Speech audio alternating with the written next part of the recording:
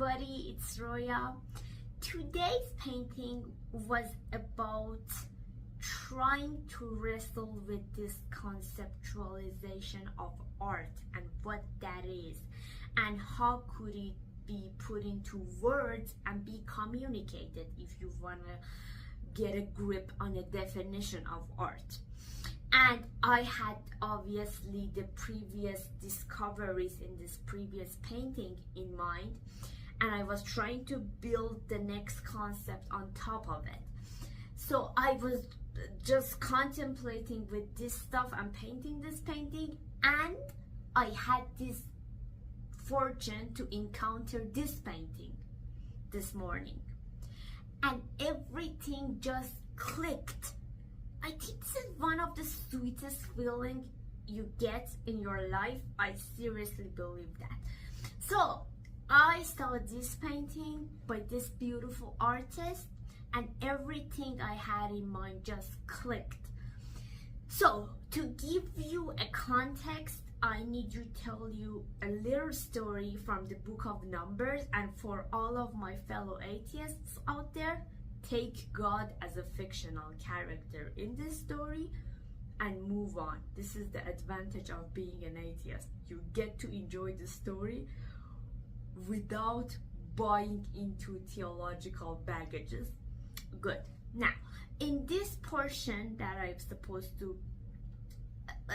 supposed to connect it to the definition of art.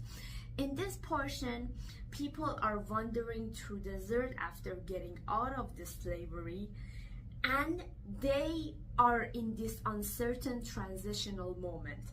And when we are in this stage in life, we tend to falsely think of that previous suffering as less than what it was. So they make false complaints to Moses, and they tell Moses that we don't have any food and water. In the stage of the slavery, we at least had food and water. Now we're thirsty and hungry. Go ask God to give us some food and water. Moses goes, prays to God for food and water, and God sends poisonous snakes to bite people. People obviously die, suffer more than they were before from those bites. A lot of them die, and they go back to Moses and ask him to ask God to remove these poisonous snakes. Moses goes to God, asks God to remove the snakes, and God says, I have something better. What could be better than removing them?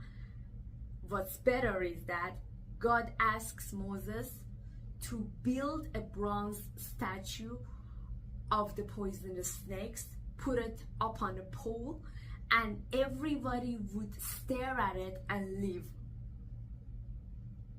This is what art is, and this is what this painting represents. This painting is the bronze statue of that poisonous snakes that we're supposed to stare at and be healed and live. And that's what I think art is at its best. Let's go paint.